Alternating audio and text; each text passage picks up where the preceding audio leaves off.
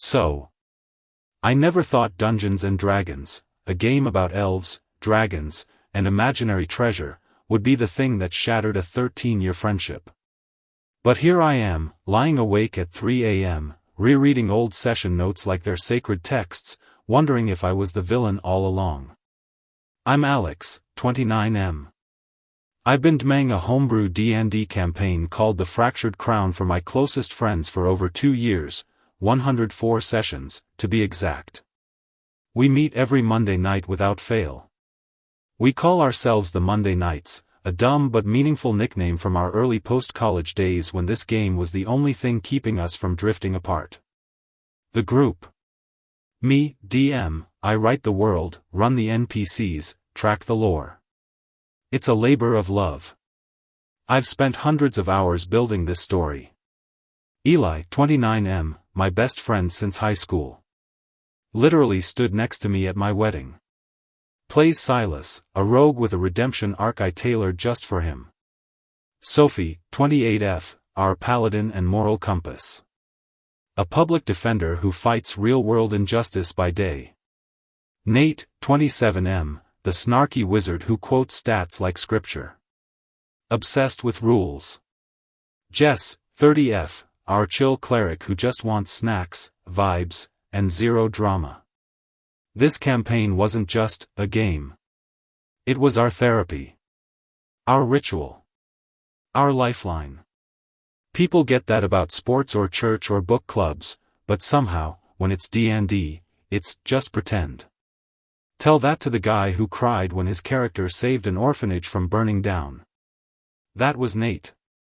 He denies it. It started subtly about 6 weeks ago. Eli's rolls became, statistically impossible. Natural 20 on a stealth check while infiltrating a dragon's lair? Sure. Another nat 20 on perception to spot a hidden assassin? Okay, lucky. Then a third nat 20 in the same session to disarm a magical trap that had stumped the party for 3 sessions? I brushed it off. Eli's always been our lucky charm. But then I noticed his D20 looked off. The edges were too smooth. Some faces seemed lighter. I've read about shaved dice, where you file down certain sides so high numbers land face up more often. I didn't want to believe it. This is my best friend. So I tested it. Next session, I accidentally knocked over my dice tray and swapped his primary D20 with one of mine, same color, fair. For the first hour, his rolls were normal, 12s, 15s, even a 4. Nothing broken. Then, mid-session, he reached into his backpack and pulled out a different crimson D20, for luck, he said with a wink. Boom. Nat 20 on a deception check. The NPC noble handed over the kingdom's secret map like it was nothing. My stomach dropped. I knew. After everyone left, I asked Eli to stay. I kept it calm. Hey, man, your dice seem weirdly consistent. Are you sure they're balanced? He froze.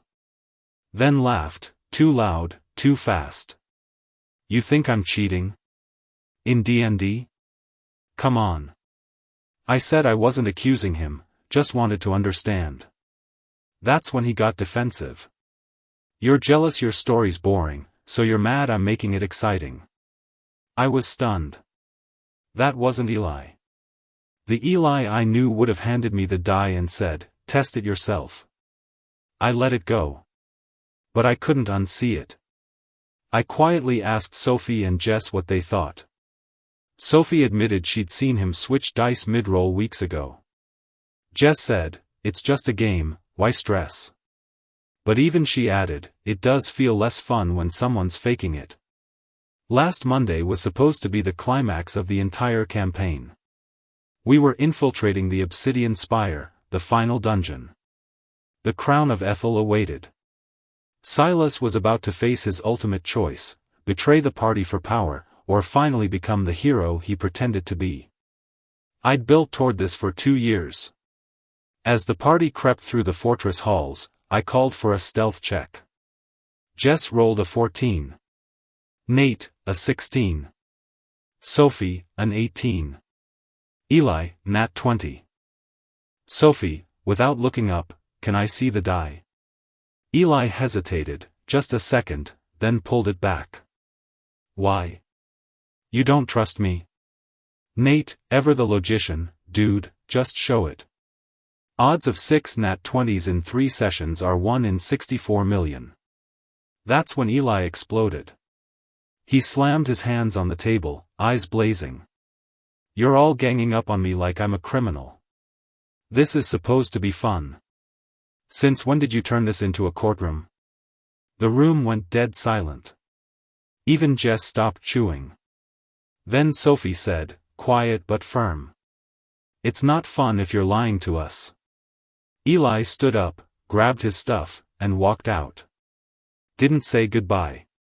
Didn't look at me. The campaign died that night. No one wanted to continue. The story felt poisoned. The trust was gone. I texted Eli 2 days later. Hey. I don't care about the dice anymore. I just miss my friend. Can we talk? His reply. You humiliated me in front of everyone. I'm done. Then he blocked me everywhere.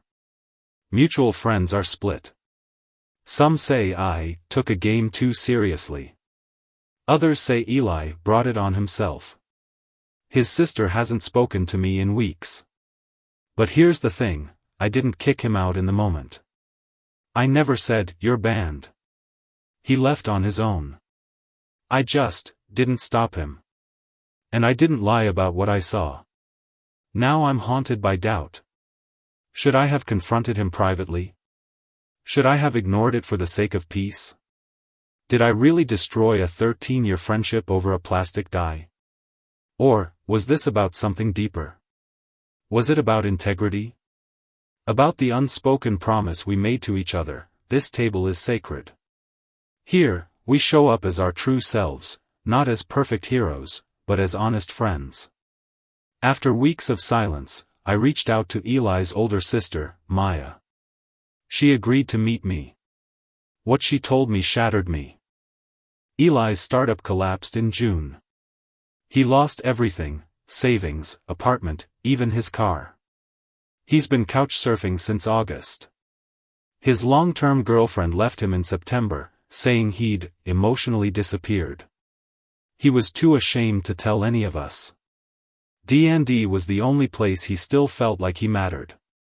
Every nat 20 was a lifeline, proof that he wasn't a failure.